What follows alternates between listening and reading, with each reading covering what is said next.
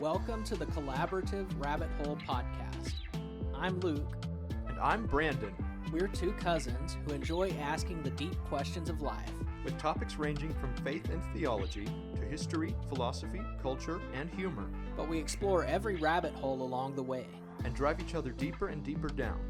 Our goal is simple: to be mildly informative and wildly entertaining. So pull up a chair, bring your curiosity, and let's see where today's rabbit trail leads. Thanks for joining. Let's hop to it. Can you hear when I bounced my knees under the table? No. Good. I just got that on recording, by the way. Oh, okay. I'll have to think about whether to edit that out or leave it in. Bloopers. Maybe. But it's really unfortunate we didn't have the mics rolling this whole time. Yeah, that would have been so great. We had some good footage. Not footage. We had some good audio right there. So Brandon, during our recording break, went to go refill his cup of water and then decided to fill it with ice instead. And so I said, it's just water in a different state. And I was thinking, I got this cup here in the same state. What are you talking about? Where is... Well, that's not exactly how it happened either. Okay. For context for our listeners, we do live in Texarkana, which is a border city. We're in both Texas and Arkansas. And right now we are on the Texas side. But Brandon was asking if we were in Arkansas, which is kind of odd considering he should know which state we're in. I assumed it was Texas, and I was right. But you also assumed that when I talked about water in a different state, I must have meant Arkansas instead of Texas. Yeah. When I was actually talking about solid versus liquid state of matter. Right. Hey, this one time I went to the airport. Well, okay, I was flying back after visiting my girlfriend from a different state. And so I'd filled up my water bottle at the airport in Kentucky. And then I took it and I flew to the airport in North Carolina. And I had some water, filled it up there. And then I landed in the airport in Arkansas, refilled it over there. And then I went home and drank some water from Texas. So I had several states. 5 states that day? Ohio, Kentucky, North Carolina, Arkansas, and Texas? Yes, that's right. Isn't that cool? If you say so. Yeah. Anyway, I was at lunch with my parents a little bit ago, and we were sitting there eating, and this lady comes in, and I don't know what all's going on. She's at the counter. I'm facing away from the counter. And she just starts talking very loudly. It's like, I'm not going to put Coke in a teacup. Which, I mean, it was a styrofoam cup, not a literal teacup, but a styrofoam cup that had tea in it, and she wanted to switch to Coke. I'm not sure exactly the backstory, but the guy at the counter, he says, well, there's water over there. You can rinse it out and not have to worry about the tea in it. And she's like, some customer service this is. And then she walks over to the Coke machine, and you know, the water's like with the punch, the fruit punch, and you got to press the button off to the side. Right. And like, it's something that everybody knows is there, but it's not labeled. Mm-hmm. But she's just throwing a fit. Where's the water? There's no water on here. How am I supposed to find the water? And the worker comes around and walks around and shows her where the water button is. And, well, you need to label that. That's a problem, and you need to fix it. And just goes on, and eventually gets her cup rinsed out and gets her Coke instead of tea, and then goes to walk out the door, and she just throws that door open like as hard as she can. She was having a rough day. Yeah, I mean, it was really weird. Yeah. Fortunately, it had one of those, you know, things at the top that catches the door. It doesn't slam all the way open. Mm-hmm. Otherwise, it would have hit the brick wall behind it, and that would have been pretty bad. Yeah. And then she just stomped out to her car. Stomp, stomp, stomp, stomp.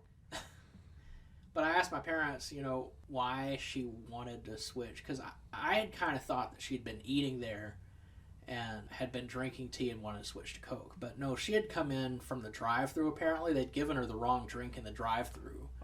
And so, which, that makes a little more sense. Because you go up to the counter, they complain about getting the wrong drink in the drive-thru. Yeah, I would kind of expect just to get a different cup. Yeah, they would just pour it out and throw it away and give her a new cup. But at the same time, this particular fast food restaurant, I've gotten the wrong drink in the drive-thru before, and since they have a self-service drink station, I didn't go up to the counter even. I just went to the soda fountain, dumped it out, rinsed it out, and filled my own drink. And so there's kind of two sides of that aren't exactly right. Yeah. One, I think she wanted to make a scene, but at the same time, since she went to the counter, I think they should have just given her a new cup. Yeah, that does seem better, at least to me. So it's just a really weird story that happened at lunch today. Yeah. Which, speaking of weird stories, me and you went out to see Disclosure Day the other day. Uh-huh. And I got up twice. And the first time I went out, there were a couple of guys in the lobby.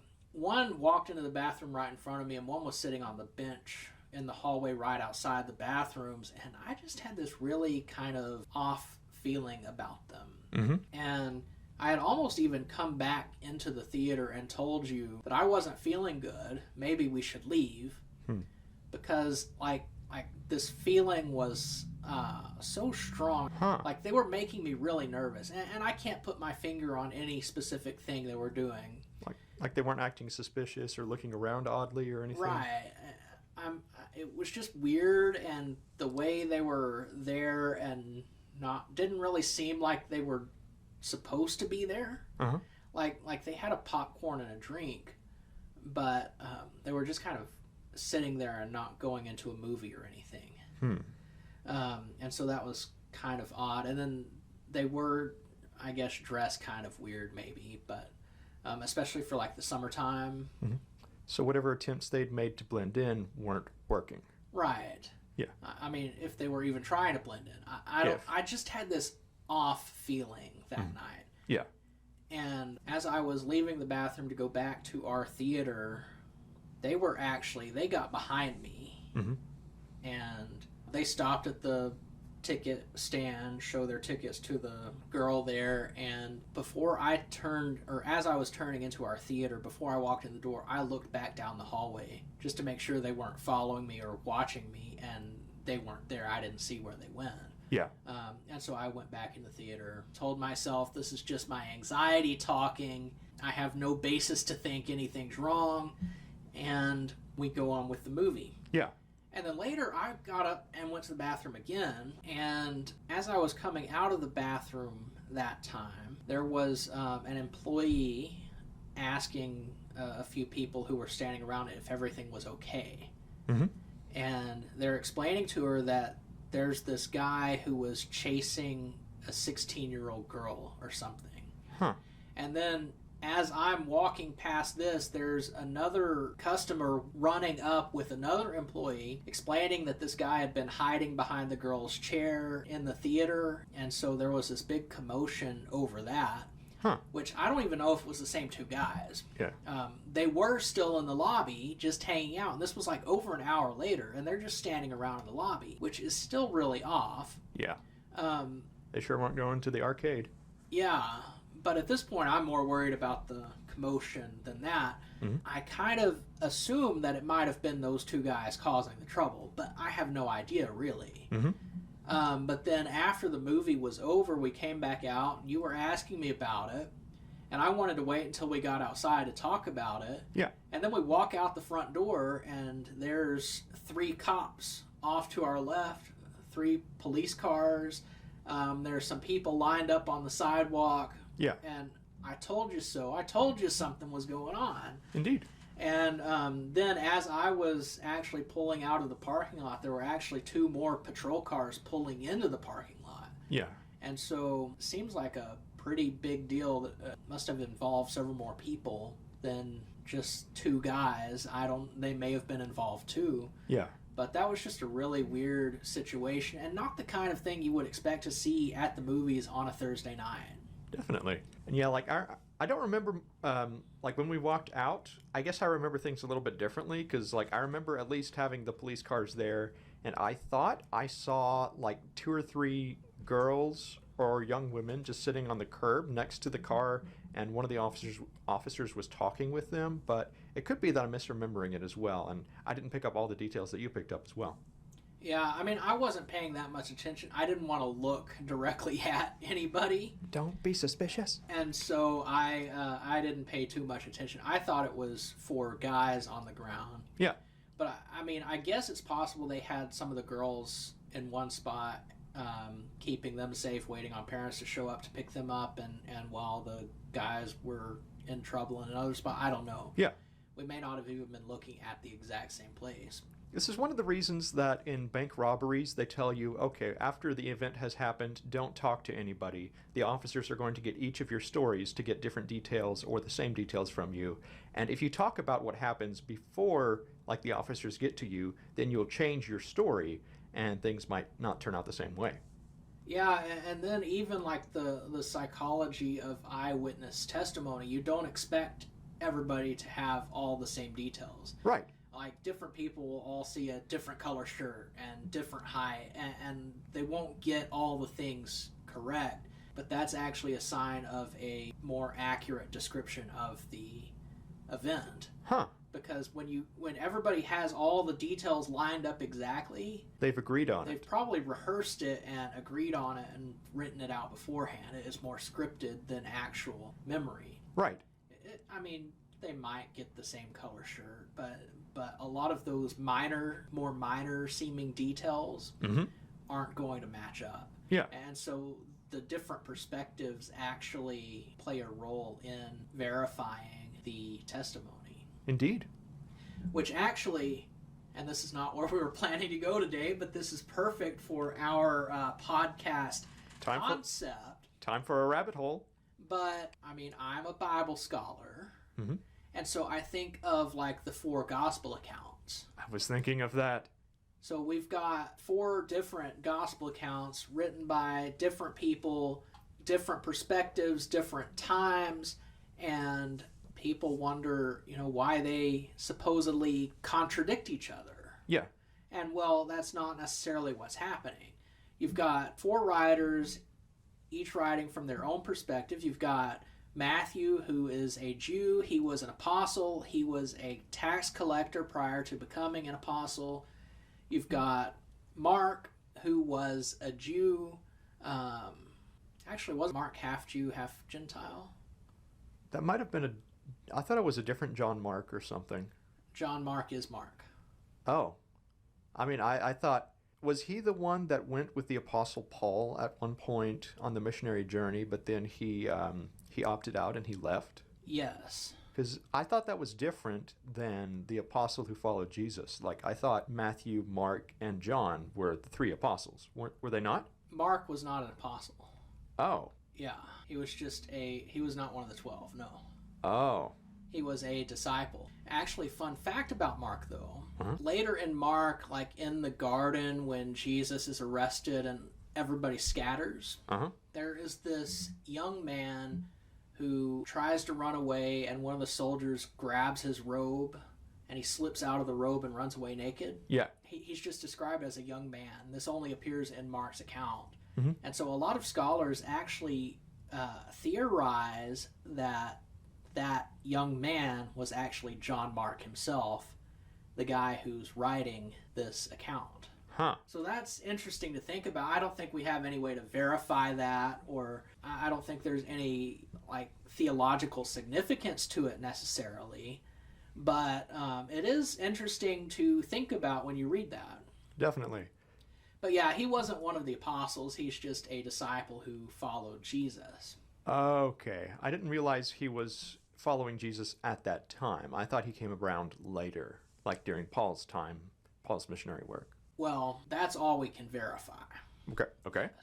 But it seems that he may have been following Jesus earlier. And at the very least, it does seem that he's from Jerusalem. Uh-huh. And since Jesus spent a lot of time in Jerusalem, Mark would have heard a lot about him, maybe even witnessed some of his teaching or miracles, and would have had some level of interaction, maybe even indirectly, but Yeah. some level of belief, probably even before the crucifixion. Okay. Whether he was close enough to Jesus to actually be with him in the garden, we don't know. We don't know. But it is interesting to think about. Certainly.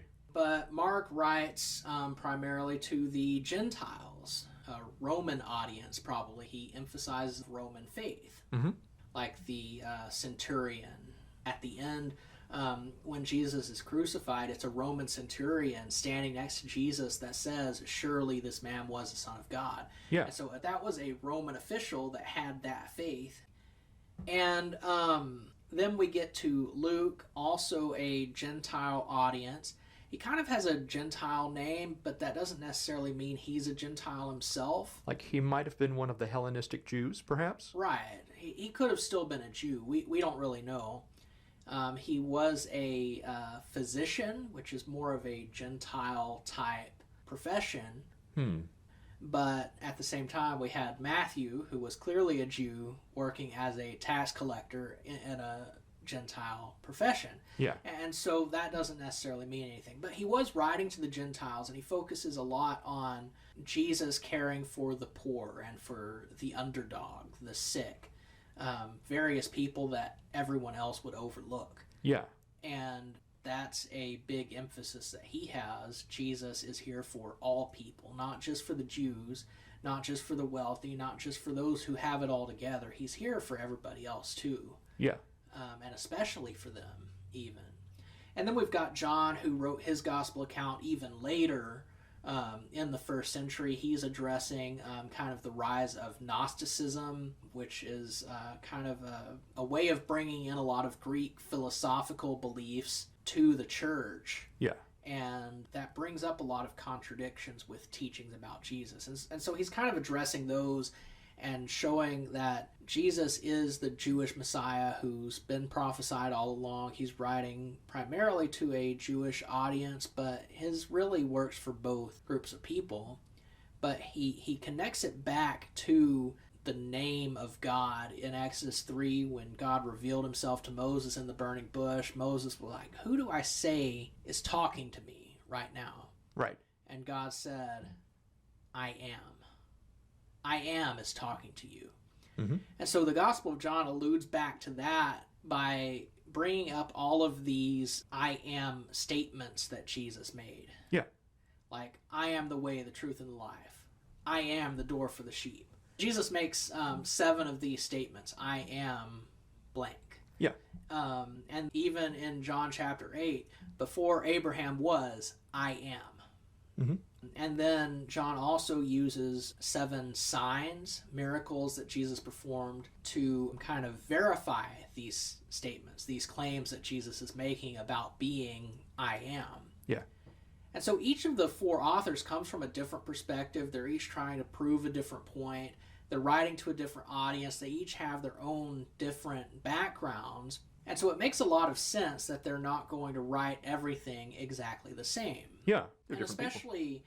like Matthew and John, they were both apostles. Mm-hmm. They were both eyewitnesses to a lot of things. Mm-hmm. But at the same time, Matthew was written earlier in the first century. John was written later in the first century. And so it makes sense that they may not remember exactly the same, which you could argue, inspiration. If they're being guided by the Holy Spirit, surely it would be exactly the same. But at the same time, they're writing for their own individual purposes. Mm-hmm. John is fighting against Gnosticism, and so he's going to order things in a way and tell them in a way that addresses some of the concerns of Gnosticism. Yeah. Matthew's writing for his own purpose, and he's writing to achieve that purpose. It's not that either one is untruthful or that either one of their accounts is inaccurate. It's just that they're approaching it from different perspectives. So each one has a different purpose. Right. Yeah. So how did we get there again? So we were talking about when we left the theater and we saw the police there and we noticed different details. Right. So let's talk about the movie. Yeah. Disclosure Day, which is kind of, I don't want to give any spoilers, although there really aren't any spoilers to give. I don't think there was anything I learned in the movie that wasn't already in the trailer. Not much, no. But it's basically the idea of aliens. Aliens, yes. Not just what if they're out there, but what if they're already here. Mm-hmm. And it was written and directed and all that by Steven Spielberg. And I even saw a interview clip with Spielberg about this movie and making it, and he really believes that the aliens might already be here, that there has been alien contact. Really? And so, yeah, that's an interesting interview to watch. Certainly. I never saw this. But I just saw like a clip of it come up on Facebook the other day. So they are advertising this movie. Yeah. Okay. I mean, I saw the trailer, but it's like they're advertising on Facebook as well. That's an interesting thing I hadn't noticed yet. Yeah, it hasn't really blown up like I've expected it to. I've expected like a lot of people to go and watch this thing, and they really haven't been. Our theater that night was even pretty empty. It was us two, and then there were two other people there. Yeah, like a dating couple or something. They just had a few rows in front of us. Yeah, and so I was expecting a lot more, but it's probably timing, because there is Toy Story 5 coming out at the same time, and right, a few other things going on, and so that may have a lot to do with it. And Disclosure Day had also been out for, I don't know, maybe at least a week or two, if not more, so it's also run through part of its time, and there were less showings because there was less public interest. Yeah, I don't know. I've been surprised by the response to it. Because when I went to see Masters of the Universe, like that one had a decent crowd there, I would say. Yeah. It wasn't totally jam-packed with people, but there were still a decent number of people, even though it was a more recent release compared to, like, when we went was pretty soon after its release, I think. So, yeah, they are advertising it. Because I did see that interview, but I really haven't seen a lot about it. Yeah. It was an interesting movie, though. What did you think of it? I enjoyed it. I could see, yeah, they did reveal a fair amount in the trailer of what would happen, but also with like a lot of Spielberg movies, it's like you just cut in on a certain moment in somebody's life, and then essentially they just threw you into the middle of it, and you pick up the details as you go along. Like, I enjoyed the movie. It does kind of follow that Spielberg format like I was talking about. Like in Jurassic Park, you have the scientists who are doing, well, the paleontologists are excavating a dinosaur, and then John Hammond finds them and recruits them for looking at his park. And anyway, like with Close Encounters of the Third Kind, you've got these random events happening around the world that seem to be connected, and then you've got these scientists going out trying to figure out what's going on. So kind of like with this, you've got these different people living their own lives or encountering something, and we're just thrown into the thick of it where something changes or something's already going on, and then we keep going from there. If that helps anything, it followed the similar Spielberg format, but it was still an enjoyable movie. Which, for the record, I'm just listening because I haven't actually seen any of those movies all the way through. Yeah. I tried to get him to watch Jurassic Park, but he got bored before the hurricane happened and before the interesting parts happened, so See, I didn't even know there was a hurricane. Plot twist. Is that a spoiler? This movie's been out over 30 years. That was a spoiler. Oh, well, anyway, sorry. It's been out 30 years, though. The movie's older than both of us. Well, I don't plan to go back and watch it, so... Bummer. You could just look up the dinosaur parts and it would actually... I'm fine without it. Fine. But I still want you to watch it at some point. I know you do. Okay. I don't plan on it, though. Grr. What did you think of the movie Disclosure Day? Well, one thing, while we were watching it, I was so glad that it was a Spielberg movie and not, I don't even know how to say his name, M. Night Shyamalan? Shyamalan or something? Yeah. I was so glad this wasn't his movie because it would have been so confusing. Huh. I've seen a few of his. Have you? Yeah, I've seen The Sixth Sense. I've seen The Last Airbender. I've seen After Earth, or what was the one with Will Smith and Jaden Smith? The one where they're crash landing on Earth and they have to survive, and they were carrying an alien that escapes. I don't know. I actively avoid his movies after the few that I've seen. The Sixth Sense is a good movie if you get the chance to see it. I'm just saying. I'll think about it. Okay. I also get what you're saying. Like, it kind of starts in the middle, and it's really like a snapshot of life, which in a sense makes it relatable because it's kind of how life goes for all of us. Yeah. There isn't necessarily any beginning or end to everything that we go through. Yeah. It's just one event leads to the next. The thing that bothers me is the feeling of the ending being kind of unresolved. Uh-huh. I guess they do kind of resolve the conflict that's introduced to the movie, which is to disclose or not to disclose. Yeah. They do resolve that, but they also bring up this question of extraterrestrial activity, alien life, and they never really address that. Mhm. I mean, obviously, at least in the movie's universe, it does exist. The aliens have reached Earth, Mhm. and they show that to us, but they never explain it. Yeah. And that really drove me crazy. And especially like at the end, I don't know if this is a spoiler or not. I mean, it's not really a plot point, but it just ends with the alien whispering something in the guy's ear. And then the girl asks, what did she say? And he whispers it into her ear. And then she looks at the camera. It says, listen. And then it fades to credits. And so, like, it's not really a cliffhanger, but it feels like a cliffhanger. Yeah. It's kind of like in the movie Avatar. Do you know the ending scene where they just show Jake Sully opening his eyes? Mm-hmm. Is it kind of like that, or it's, well, less resolved than that? I mean, it's less resolved than that. Like we can... Because this at least still leaves you wondering what was said. I definitely wanted to hear more when they cut to the credits. Yeah. I guess I was more satisfied with the ending than you were, but I definitely see what you mean about why did they just cut it right here? Why did they end it right there?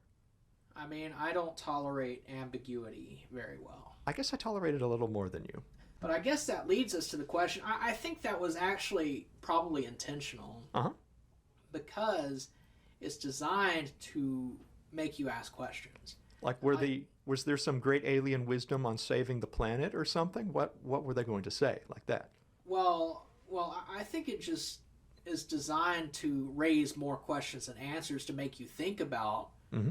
What if this is true? What if aliens really do exist? Yeah. Is there life out there? What could they teach us? And so I'll pose that question to you. Uh-huh. What do you believe about aliens? I don't think there are any civilizations out there. There could be microbes, or at the greatest extent, there might be like plants or even animals, but I don't think we have any other civilizations out there. Now, if I'm wrong, I'd be happy to be wrong. I grew up with Star Trek and Star Wars. I love the concept of aliens. Alien invasion, I would not enjoy that concept, or I would not enjoy experiencing it, but I'd be okay with the existence of aliens. I just don't think they exist. Well, I think there is a pretty strong scientific case for microorganisms out there in other places. Okay. And so that doesn't surprise me. As for civilizations, I don't necessarily believe in them. Yeah. And I'll tell you more why in a few minutes, but I'm curious. but we've also explored so little of the galaxy, Mm-hmm. and even just our galaxy. There's all these other galaxies out there. Who knows? Right. And I think that's where this movie kind of comes in. Like, the probability that somebody's out there somewhere Mm-hmm. seems really high. And so I think that's where that comes from. But I don't necessarily expect to meet any aliens in my lifetime. I don't necessarily believe that they are out there, but I'm also not 100% sure that they're not out there. Right. We technically cannot know unless we explore every planet, or unless the aliens come to us or we go to the aliens. Yeah. Last year at church camp, we were playing this kind of this or that game. Okay. Where they put a question up on the screen like iPhone versus Android. Mm-hmm. iPhone, obviously. Well, for us, yes. But you can go to whichever side of the room is assigned to your choice. And they did several of those. And a few were yes or no questions. Like, one was, do you believe in aliens? And I'm sure they didn't say which type of alien. They just said aliens. Well, yes. And so that became part of the problem because a lot of people came over to the yes side of the room. And then to make it fun, we always, somebody from each side argued their case. Yeah. And somebody on the yes side was arguing illegal aliens. And the original interpretation, the original definition for an alien is a person from another place or another culture. And that is not where we were trying to go with that. We're not trying to start a political controversy at church camp. Oops. So there was misinterpretation because different people had different views, and we didn't all understand, or they didn't all understand what the question meant. I don't think it was so much misinterpretation. Mm-hmm. I think they were just trying to be contrary. Oh, yeah. I think they were trying to stir up a controversy. Sometimes it is fun. But, I mentioned the other day to you about this book. I kind of want to write all the things I wish I'd said, where there are different conversations I've had that I just came up with a good response afterward, and I wish I'd said that and kind of imagine how it would go. Yeah. And this is one of those cases where I wish I had gone onto the alien side and made a completely different case than anybody else thought of. Whether or not you believed it or because you believed it. Well, let me give you my argument. Okay, let's hear this. So I would define alien, first of all, as extraterrestrial life. Yeah. And then argue that Jesus is technically not from the earth and is therefore extraterrestrial in a sense. And therefore, if you believe in Jesus, you believe in extraterrestrial life, which even in other cases, I think Jesus would even fit the definition of alien, like being an immigrant from another place. Yeah, and I would agree with you there, just on the record. So I could conclude that with an invitation, classic preacher Luke, an invitation that if you need to repent, reaching out to the no side of the room, if you need to repent, come this way. As we stand and sing. Just as I am with... And so I kind of wish I'd done that, and that would have made it fun, and it would have taken some of the heat off of that controversial approach that some of the kids had. Yeah. But yeah, that's just something interesting to think about and debate. Yeah. If I may ask, so what were some of the best arguments you heard with those kids? Like, what were they saying? For aliens? Yeah, for or against aliens. There were no good arguments. None? What would they say? They were all talking about illegal aliens. None of them talked about extraterrestrials? No. Oh, that's sad. One of the adults did, Good. But he was really only talking about like the probability thing, which I already mentioned. Yeah. So yeah, it was very disappointing that it was just this controversy. That really is. You should have gotten up there. That would have been great. But I hadn't been playing the game, and so I didn't participate in that question either. I was lame and sat out the game. Bummer, dude. Yep. Next time you know. But one of the main reasons I don't believe in aliens, Okay. or I guess that I should say Extraterrestrial beings on this plane of existence. yes, we can make that clarification. Also, I'll make this clarification too.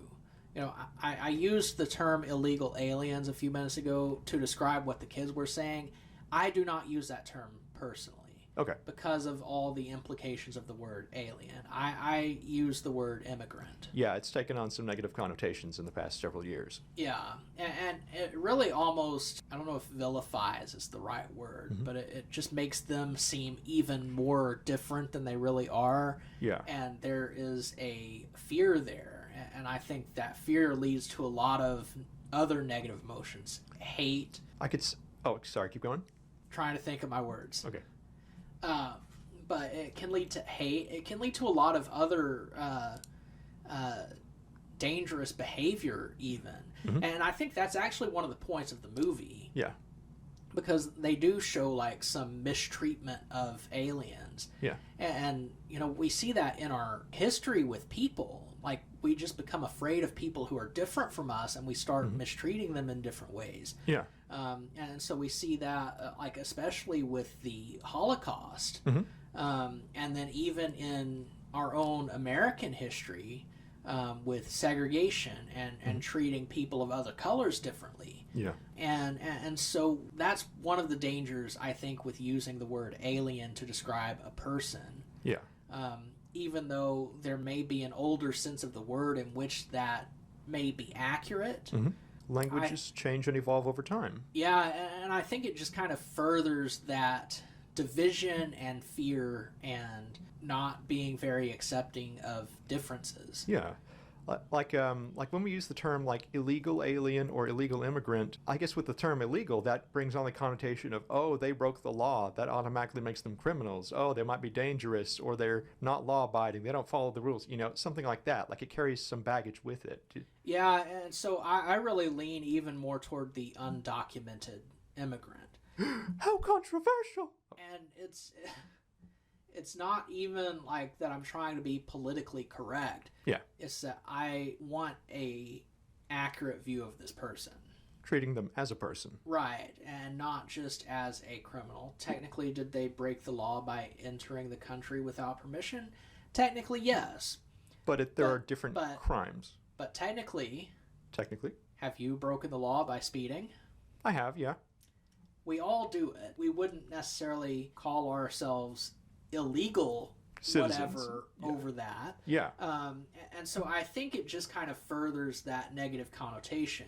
And whatever our political views are, however we think they're affecting our personal lives, we still need to realize they are people. Yeah. They are made in the image of God, and God loves them, and we should too. Definitely. That doesn't necessarily mean there are no consequences for their actions. That's a whole other debate. But they still have value in God's eyes. Yeah. When I broke the law, when I was speeding that one time, I did get pulled over. I didn't even realize how far over the speed limit I was going. But yeah, there were still consequences, but I didn't have bad intentions with it. You did get pulled over? Yeah, one time in Oklahoma. I haven't heard about this. Okay, so how long ago was this? This was, I'm trying to remember if it was either before or shortly after COVID. I was visiting my alma mater. I was driving through Edmond. The speed limit went down to 40. I thought it was 45. So I was driving 49, and I was going to slow down to 45. Anyway, the cop pulls up behind me.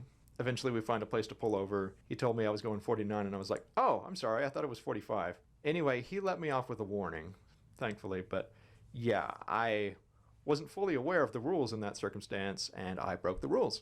So I faced the consequences of that. Well, see, that's not even what I was envisioning. I was envisioning like Daredevil Brandon going down the interstate at 90 miles an hour. No.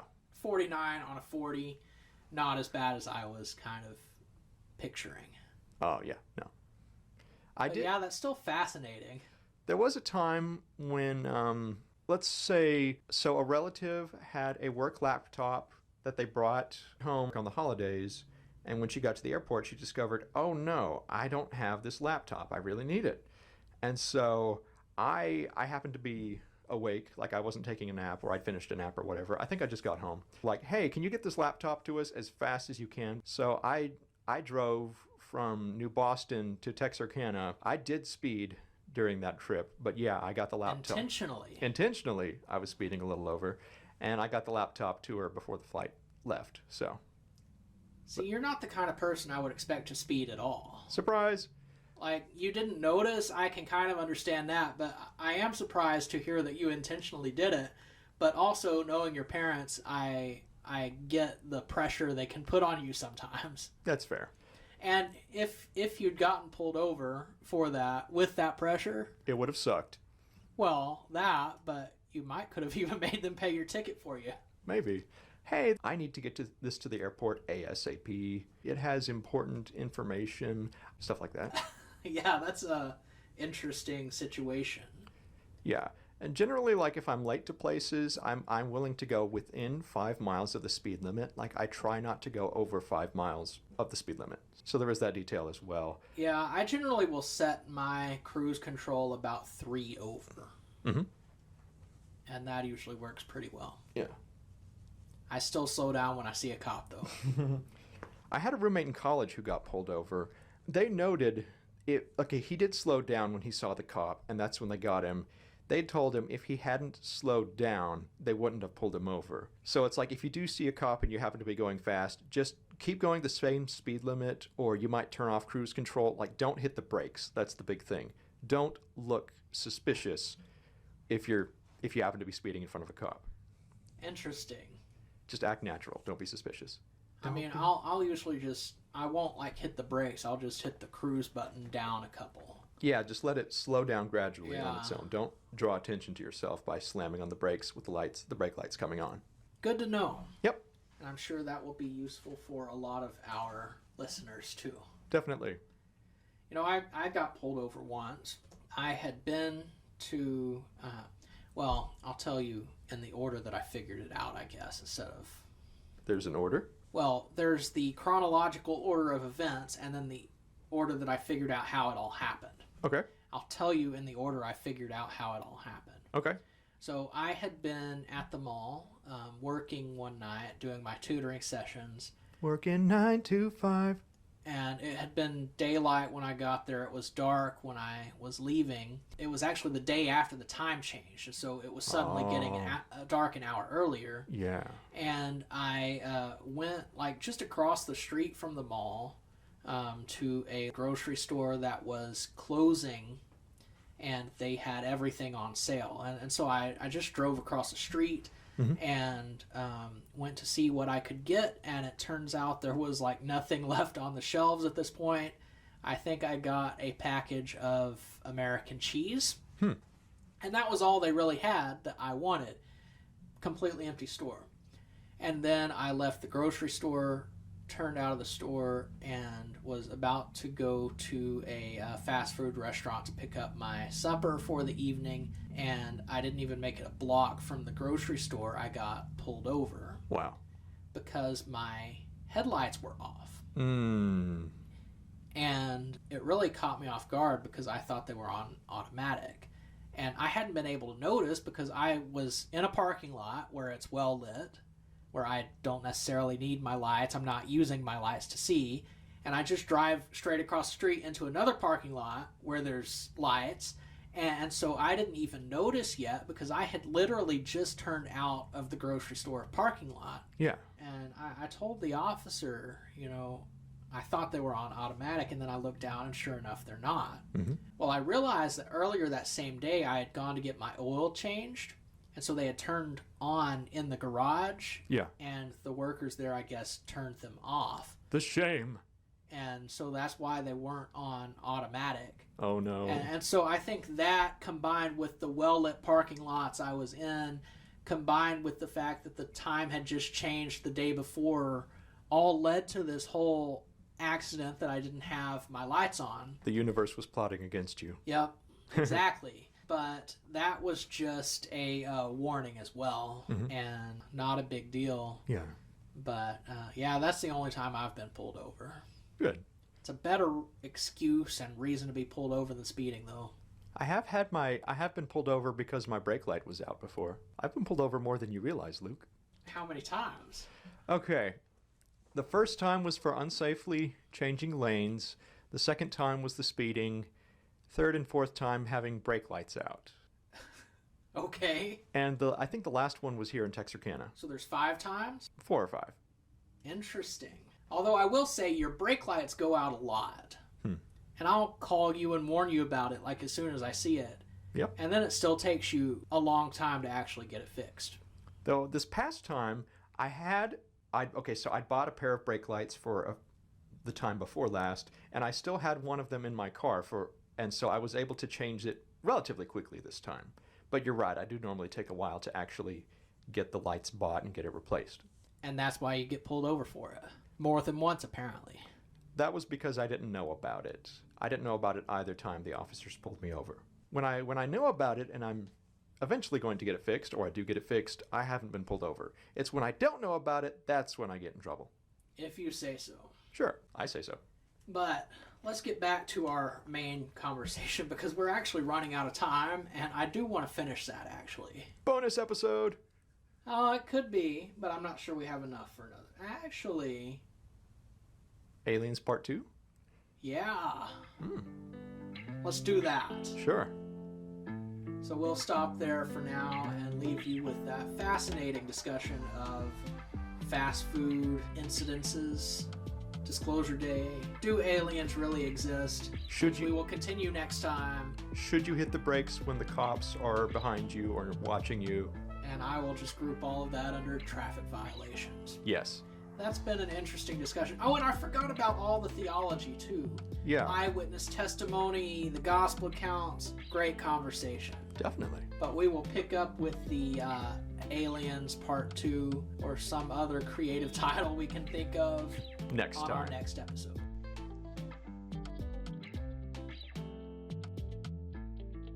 If you enjoyed today's conversation, please like, subscribe, and leave a review. And be sure to follow us on Facebook, where the conversation never ends. Thanks for listening.